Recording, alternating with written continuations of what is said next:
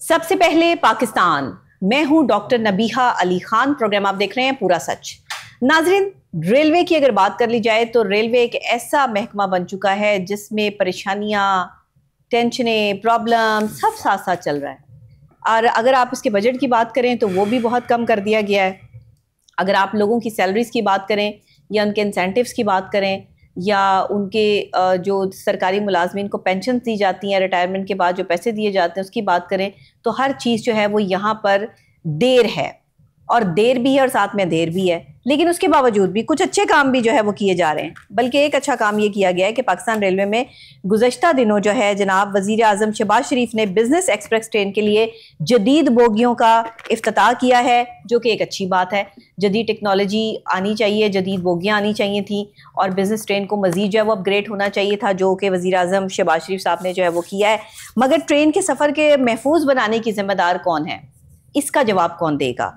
1 जनवरी से अगस्त तक जो रेलवे की ट्रेनों को 50 के लगभग हादसा पेश आ चुके हैं, इसका जवाब किसने देना है? जो अंग्रेज दौर का जो खस्ता हाल हमारे पास ये रेलवे सिस्टम पड़ा है, इसको रिपेयर किसने करवाना है, इसका जवाब कौन देगा? हुकूमत ने रेलवे के बजट में अरबों रुपए की कटौती कर दी है, इसका जवाब हमने किससे लेना है? फिर यहाँ पर जो है अगर आप देखिए कि वज़ीर आज़म ने जो 29 जुलाई को ये बिजनेस एक्सप्रेस ट्रेन का जो बोगियों का इफ्तिताह किया है, उसके चंद रोज बाद ही लाहौर से इस्लामाबाद जाने वाली और इस्लामाबाद एक्सप्रेस काला शिकाकू पर जो है वो पटरी से उतर गई। ये भी जो है वो मामला सामने आया। इसमें 35 अफराद जो है वो जख्मी हो गए। रेलवे की बोगियां और इंजन को करोड़ों रुपए मालियत का नुकसान हुआ। लेकिन इसका जवाब कौन देगा? किसने देना सब जवाब? हम जब इनके तर्जुमान को ऑन कॉल लेने की कोशिश करते हैं तो एक तो पहले उनके पास टाइम नहीं होता, वो फ़ोन नहीं उठाते। अगर वो फ़ोन उठा लें तो उनको मालूम कुछ नहीं होता। लेकिन आज हम अपनी मालूमात में इजाफा करेंगे कि इन सारे सवालात का जवाब किसने देना है। बोगियों का आना खुशाइंद है, लेकिन इधर ट्रेन का ट्रैक से उतर जाना क्या खुशाइंद बात है? लोगों के जो है वो हलाकतें होना, क्या ये अच्छी बातें हैं? क्या इस सिक्योरिटी, सेफ्टी, इन मैयर्स का ख्याल जो है वो रेलवे ने नहीं रखना?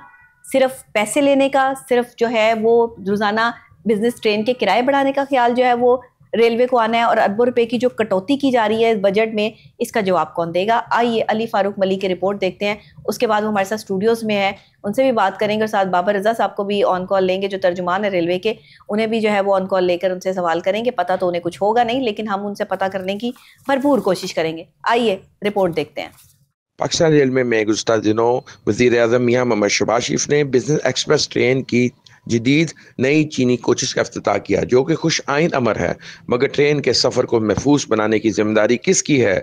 1 जनवरी से जुलाई तक रेलवे ट्रेनों को 50 के लगभग हादसा पेश आ चुके हैं, जिसकी वजह अंग्रेज़ दौर का खस्ता हाल ट्रैक भी है और पुरानी कोचेस और पुरानी बोगियाँ भी हैं।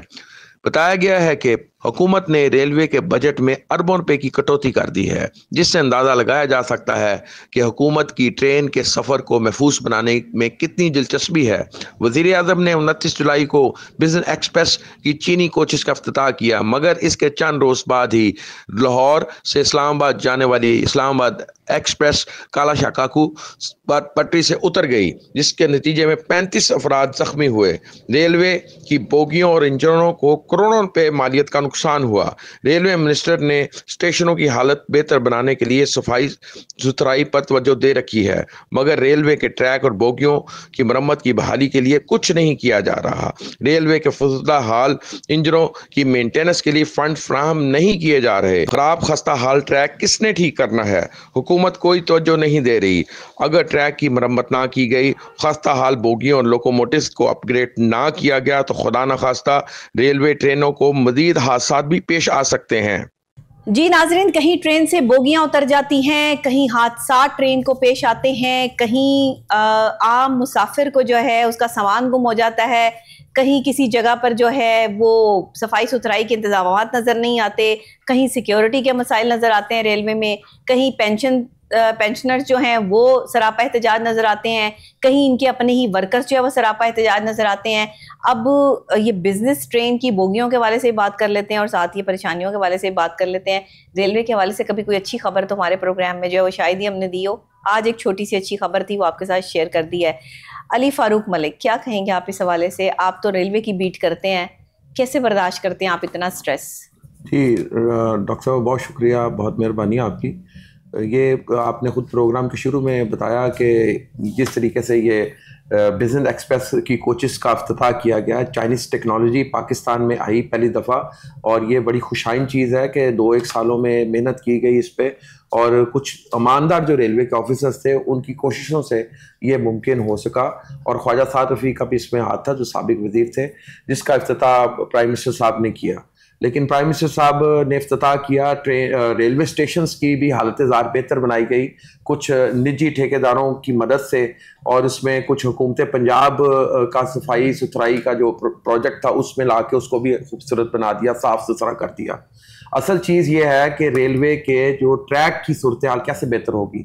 प्राइम मिनिस्टर के इफ्तिताह के चंद दिनों बाद इस्लामाबाद एक्सप्रेस, जो बड़ी अच्छी ट्रेन है, लाहौर से रावलपिंडी वाया इस्लामाबाद जाती है, वो डिरेलमेंट उसकी हुई ये काला शाह काकू लाहौर से जाते हुए 105 किलोमीटर की रफ्तार थी फी घंटा की, वो डिरेल हुई, जिसकी वजह से 5 बोगियां तो उसकी उलट गई और 5 डिरेल हो गई।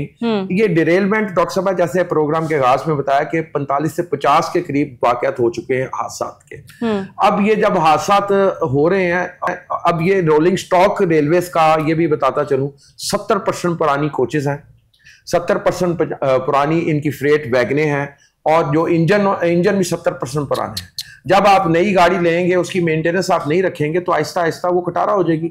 यही हाल हुआ है रेलवे के इंजनों का, कोचेस का। और ट्रैक तो अंग्रेज दौर का बिछा हुआ है, 1964 का ट्रैक था कुछ हिस्सा, वो उसको तब्दील नहीं किया गया। इन्होंने रेलवे का 37 अरब रुपए का जो बजट था उसको कम करके 22 से 23 कर दिया कि अब अंदाजा लगा लें कि इसकी गवर्नमेंट की दिलचस्पी क्या है। इसके मुकाबले में अगर नेशनल हाईवे अथॉरिटी का बजट देखा जाए वो खरबों रुपए का है।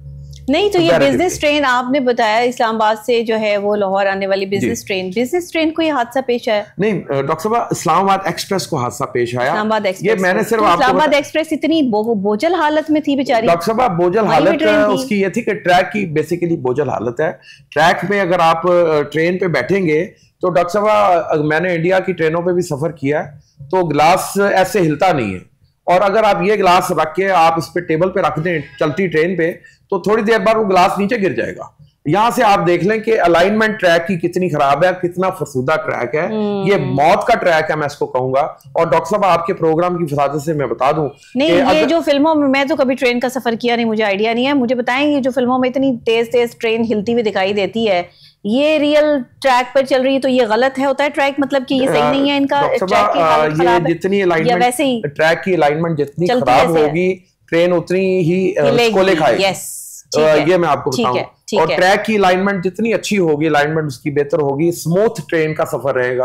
और कंपैरेटिवली आपको मैं इसलिए कंपेयर करता हूं इंडिया के साथ कि ब्रॉड गेज जो साइज ट्रैक का पाकिस्तान में है वही इंडिया में है। तो ब्रॉड गेज की इंडियन ट्रेन्स हैं, उनकी ट्रैक की सूरत हाल बहुत बेहतर है, क्योंकि इंडियन हुकूमतें पैसे लगा रही हैं अपने रेलवे पे। और ये हुकूमत जो पाकिस्तान में हुकूमत जो अब मौजूदा है, तो मिनिस्टर साहब भी हम तो कर रहे थे कि ये हनीफ अब्बासी साहब आए हैं कि 100 अरब रुपए का बेल आउट पैकेज लाएंगे जो ट्रैक की, जिससे सूरत हाल बेहतर की जाएगी, जो पुरानी कोचेस है उनको अपग्रेड किया जाएगा, इंजनों को बेहतर बनाया जाएगा। लेकिन उनके आने के बाद रेलवे का बजट ही उन्होंने मजीद कम कर दिया। वजीर आजम मियां मोहम्मद शहबाज शरीफ साहब ने 37 अरब से बजट कम करके 22 से 23 अरब कर दिया है। यहां से आप अंदाजा लगा सकते हैं रेलवे की दिलचस्पी कितनी है गवर्नमेंट की नजर में। अगर यही इसी रेलवे पर वजीर आजम पाकिस्तान सफर करेंगे या रेलवे के वज़रा सफर करेंगे, तो मैं यकीनी तौर पे कहूंगा कि रेलवे में बेल आउट पैकेज भी आएगा, ट्रैक की सूरत हाल भी बेहतर बनाई जाएगी और सब कुछ अच्छा होगा। और ML1 प्रोजेक्ट एक ऐसा प्रोजेक्ट है जो CPEC के तहत जिसने सारे ट्रैक को तब्दील होना था मेन लाइन के, लेकिन वो ML प्रोजेक्ट भी शुरू नहीं हो सका, और जिसकी वजह से यानी कि इन्होंने ट्रैक को बेहतर बनाने के लिए भी कोई दिलचस्पी नहीं हुकूमत ने जाहिर की। रेलवे इंतजामिया मुतअद्दिद बार लिख चुकी है कि हमें फंड्स दिए जाएं और ये मुसाफिरों की जिंदगी को खतरा है, लेकिन सिवाय मुसाफिरों की इंश्योरेंस कराने के अलावा ये इंतजामिया कुछ नहीं कर सकी। पैसे नहीं है। आप जब रेलवे ट्रेनों में सफर करेंगे, ये तो सिर्फ चाइनीज कोचेस की टेक्नोलॉजी दिखा दी कि बहुत अच्छी है, तो मैं कहूंगा प्राइम मिनिस्टर साहब से, आप जो रेलवे की मकामी कोचेस है जिनकी हालत इंतहाई खराब है, उन पे सफर जरूर करें या उनको देखें कम से कम उसकी सूरत हाल क्या है। जहां आप रेलवे के रिटायर्ड मुलाजमीन को उनके वाजबात की अदायगी नहीं कर रहे, ये पकड़ इधर भी है ऊपर भी हो जानी है। ये 2022 से रिटायर्ड मुलाजमीन है, जिसमें मुतअद्दिद मुलाजमीन फौत हो चुके हैं। हम मुतअद्दिद बार आपकी प्रोग्राम में इसका जिक्र करते रहेंगे और कर रहे हैं, इसलिए कि ये हम सच बोलेंगे और सच बताएंगे। हमने कभी ये नहीं बताना कि जी ये झूठ। अब देखिए ना, ये ट्रेनों के क्या हालात हो चुकी हैं। ये ट्रेनें रोजाना जो है जब ट्रैक से उतरेंगी, गिरेंगी, लोगों की जानों का नुकसान होगा। और ये हशर देखें इनका कि पता नहीं कौन सी सदियों के ज़माने भर के जो है वो इनके इंजन सड़े हुए, बाहर से जो है वो जंग लगी हुई ट्रेनें, इनके पहियों तक पर जो है वो जंग लग चुका है, इनकी हर चीज़ जो है वो ख़राब हो चुकी है।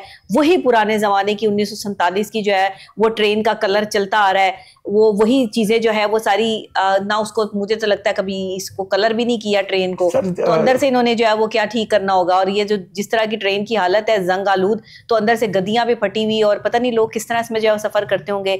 वजीर आजम जनाब शहबाज शरीफ साहब ने जनाब इफ्तिताह किया है बोगियों का, और जदीद टेक्नोलॉजी वाली बोगियां जो हैं वो बिजनेस ट्रेन को फराम की गई हैं।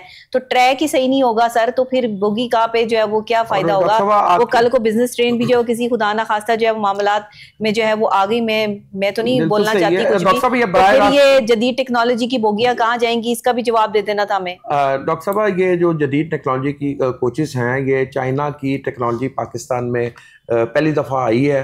पहले चाइना से कोचेस बन के पाकिस्तान आ जाती थी, लेकिन ये अब पाकिस्तान में इस्लामाबाद कैरिज फैक्ट्री में तैयार हो रही हैं चाइनीज कोचेस और चीनी इंजीनियर्स की जेर निगरानी, और पाकिस्तान इंजीनियर्स जो रेलवेज के हैं ये हो रही हैं। ये तो ठीक है, ये फ्यूचर में जाके सूरत हाल बेहतर होगी। लेकिन जो सैकड़ों कोचेस हैं जो पाकिस्तान की रेलवेज की, जो ऑलरेडी 70% पुरानी हो चुकी है, उनकी अपग्रेडेशन वक्त की जरूरत है। जाहिर है उनके पहिए खराब है नीचे, मतलब कहने का उसकी बॉडी नीचे से गल चुकी है। और सफर आपको जैसे कि पहले बताया कि सफर तो गैर महफूज है, और आपके प्रोग्राम की फसादत से ये मैं बता दूं डॉक्टर साहब, अगर ये कोई मजीद बड़ा हादसा होने का भी खदशा है, और ये अगर हादसा होगा तो इसकी बराह रास्त जिम्मेदार मैं समझता हूं कि हुकूमत पाकिस्तान होगी और रेलवे के वजीर होंगे। अच्छा, कितने अरसे से जो है वो अली भाई हादसा हो रहे हैं, हुकूमत पाकिस्तान ही जिम्मेदार है, और कौन जिम्मेदार है? बिल्कुल रेलवे वाले जिम्मेदार है, रेलवे इंतजामिया जिम्मेदार है। तो ये तो जिम्मेदारी जो है वो कबूल करने के लिए अगर कोई तैयार ही नहीं है, कोई इस चीज को जो है वो एक्सेप्ट ही ना करे कि मेरी गलती है, तो आप उसको जबरदस्ती थोड़ी उसकी गलती मनवा देंगे। पूरी दुनिया देख रही है कि हमारे रेलवे ट्रैक का क्या हाल हो चुका है। सिर्फ रेलवे को नहीं पता कि रेलवे ट्रैक का क्या हाल हो चुका है, सिर्फ रेलवे ही बेखबर है इन सब चीजों से। बाकी पूरी दुनिया को पता है कि रोजाना आए दिन जो है वो 35 से ज्यादा ट्रेनें जो है वो पटरी से उतर चुकी हैं। तो ये इसका जवाब किसने देना है, कौन देगा इसका जवाब? इसका जवाब हुकूमत ने वक्त को देना है। और इसका जवाब अगर ये सब अच्छा है, ये कह के कि स्टेशनों पे जाके उसकी सफाई सुथराई दिखा के, और ये कह के ये स्टेशन लंदन के स्टेशन से कम नहीं है, तो भाई इस स्टेशन को छोड़ें। आप रेलवे के सफर को महफूज बनाने के लिए क्या आपने किया? वो खूबसूरत स्टेशन से ट्रेन निकलती है, पटरी की तरफ रवां दवा होती है, आगे पटरी टूटी पड़ी है, पटरी, और पटरी से डेरेलमेंट हो रही है। और उसके बाद फिर ये तहकीकाती टीमें बना दी जाती हैं, और वो तहकीकात करती हैं जो कई रेलवे ट्रेनों के अंदर, मतलब वो जहां पे वो पटरी पे ट्रेन जो चलती है, कूड़ा फेंका हुआ है लोगों ने। डॉक्टर साहब बिल्कुल सही कह रही हैं, दोनों तरफ प्लास्टिक के शॉपिंग बैग जो हैं वो रेलवे लाइन के ऊपर जो है वो पड़े होते हैं, उस पे से जो है वो गुजर रही है ट्रेन, वो शॉपिंग बैग उसके पहियों के अंदर जो है वो चढ़ रहे हैं। क्या हो रहा है? सही कह रही हैं आप। यहाँ से अंदाजा लगाएं कि जब हम शदरा की साइड से निकलते हैं, ट्रेन का रूट तो क्लियर करें, कोई सफाई सुथराई के इंतजाम उधर तो करे।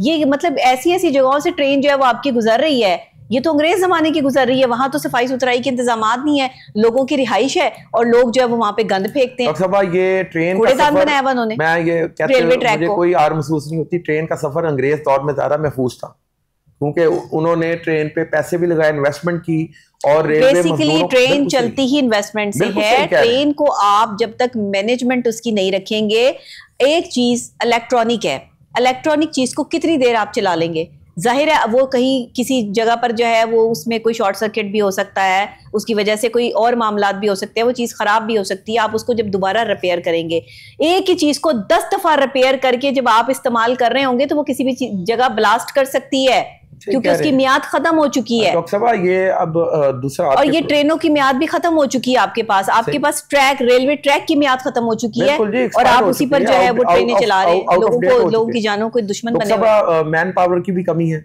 नए मुलाजमीन रख नहीं रहे, रिटायर होते जा रहे हैं। जो मुलाजमीन काम कर रहे हैं उनको ट्रैवलिंग अलाउंस दूसरे शहरों में जाके, दूसरी सूबों में जाके वो जो काम करते हैं उनको ट्रैवलिंग अलाउंस नहीं दिया जाता।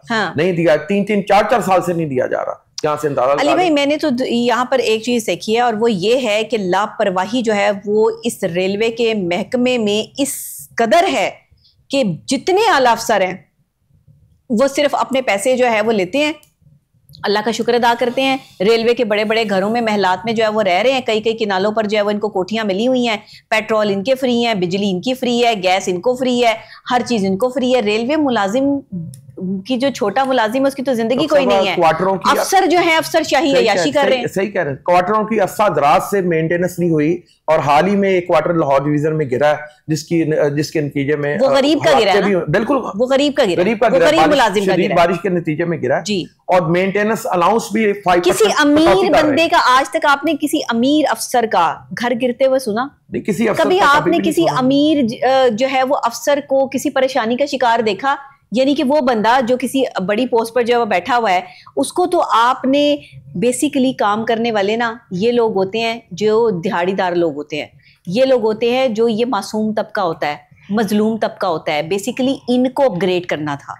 बिल्कुल सही, इनको यहाँ पर जो है वो लेकर आना था, इनको आपने जो है वो मीडियोकर्स में लाना था, मिडिल क्लास इनको बनाना था, उनको और गरीब बना दिया। उन्हें गुर्बत के भी जो नीचे कोई लकीर है जो सिर्फ धंसा देती है आपको जमीन के अंदर, वहीं पर जो है वो उनको छोड़ दिया कि भाई अब तुम्हारे पास रोटी भी खाने के लिए नहीं है। आप कभी रेलवे के मासूम ये छोटे मुलाजमीन को देखें ना, कसम से हड्डियों का ढांचा है, सही कह रहे हैं, हड्डियों का ढांचा। उनके पास इतने पैसे नहीं है कि वो अच्छी खुराक खा सके, उनके बच्चे जो हैं वो हड्डियों का ढांचा है, साफ पानी नहीं है, गंदगी के ढेर लगे पड़े हैं। ये रेलवे कॉलोनियों का जो है वो हाल है। उनकी छतें टपक रही हैं, पानी खड़ा हुआ है वहां पर जो है वो, सिवरेज के निजाम जो है वो खराब है, स्कूल जिनमें बच्चे जो है वो पढ़ते हैं वो खस्ता हाली का शिकार हैं, झाड़ियां बनी हुई हैं वहां पे, सांप बिच्छू पता नहीं किस किस किस्म के जो है वो जहरीले कीड़े फिर रहे हैं। इवन के जो है वो इनकी जो कॉलोनी है वहां पर इतनी बड़ी बड़ी झाड़ियां बनी हुई है, लोगों के घरों के अंदर जो है वो खतरनाक किस्म के जो है वो जानवर दाखिल हो जाते हैं, कीड़े मकोड़े दाखिल हो जाते हैं। मतलब गरीब की कोई जिंदगी नहीं। आपने रेलवे को तमाशा बना के रखा हुआ है कि आपके जो है वो रेलवे कॉलोनियों में घासें तक नहीं कटी हुई, आपने जो है वो उनको वहां पे कीड़े मकोड़ों का अड्डे बनाए हुए हैं। तो ये सब चीजें जो है वो हमें इस पर जो है वो फोकस करें। और फिर बाबर रजा साहब तो फोन ही नहीं उठाते, वो तो बिजी पर्सनैलिटी इतने हैं, वो जाके दूसरे चैनल्स पर तो बैठ जाते हैं, लेकिन उन्हें जब हमारे चैनल से कॉल जाती है तो उनकी जो है वो सीटी गुम हो जाती है। वो कहते हैं मैडम बड़े गुस्से में बात करती हैं। मैडम गुस्से में बात करती हैं तो आप मैडम को जवाब देने की सलाहियत रखें ना, आप मर्द हैं, आपको मैडम को जवाब देना चाहिए। आप उन्हें बताएं, अपने काम से शो करें। मैडम गुस्सा आम लोगों पे नहीं करती, मैडम भी गलत लोगों पे ही गुस्सा करती है और मैडम जायज गुस्सा करती है, और ये गुस्सा मेरा कायम रहेगा इंशाल्लाह, क्योंकि उसकी वजह ये कि गलत लोग मुझसे बर्दाश्त नहीं होते। अच्छा डॉक्टर साहब, एक मैं इसका इनको और ये हमेशा ऐसे ही करते हैं। मैं तो बल्कि बाकायदा तौर पे जो है वो अपने प्लेटफॉर्म से, मुझे लगता है बाबर रजा साहब आपके लिए एक वीडियो जरूर बनाऊंगी मैं और वजीर आला तक जरूर पहुंचाऊंगी कि जिस तर्जुमान को जो है वो स्पेसिफिक ये पता हो कि मैंने इस चैनल पे जाना है और इस चैनल पे नहीं जाना। आप तर्जुमान है पूरे मीडिया के, आपका मकसद है कि एक छोटे से छोटे यूट्यूबर को भी आप जवाब दें, तो फिर आप जो है वो हमारे चैनल पे जब हम आपको फोन करते हैं तो आप फोन उठाना पसंद क्यों नहीं फरमाते, आप जवाब देना पसंद क्यों नहीं करते? क्योंकि यहाँ सच बोला जाता है, यहाँ हक और सच जो है वो रेलवे की असल शक्ल दिखाई जाती है, रेलवे के बारे में जो है वो हकीकत आपको जो है वो फुटेजेस समेत जो है वो सामने लाई जाती है। इसलिए ये जवाब दे नहीं है, इसलिए ये जवाब देना नहीं चाहते हैं। अच्छा डॉक्टर साहब, आपके प्रोग्राम में मैं इसमें तजवीज़ देना चाहूँगा हुकूमत को दोबारा कि भाई अगर आप रेलवेज को फंड नहीं दे सकते तो कम से कम जो रेलवे मुलाजमीन की तनख्वाहें हैं गवर्नमेंट प्रायर अपने जिम्मे ले, जैसे वफाकी महकमों दीगर महकमों की तनख्वाहें वफाकी हुकूमत देती है, तो जो रेलवे कमाएगी फिर सारा पैसा इस पे लगाएगी, फिर रेलवे को फंड्स की जरूरत नहीं होगी, रेलवे अपनी मदद आपके तहत खड़ी हो सकती है।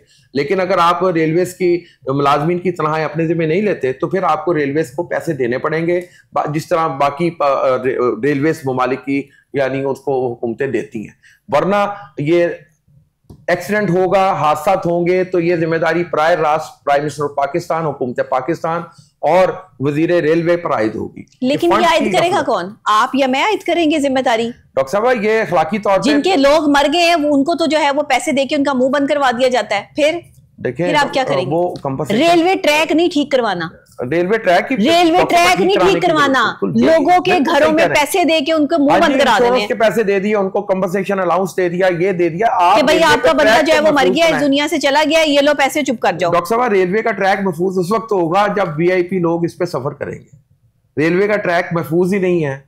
अब मोटरवेज पे अरबों खरबों रुपया लगा दिया, एनएचए को अरबों खरबों रुपए के फंड्स दे दिए, तो रेलवे के लिए तो आपके पास 22 अरब रुपए हैं टोटल, जो 45 अरब से 37 किया, फिर 37 से 22 अरब किया।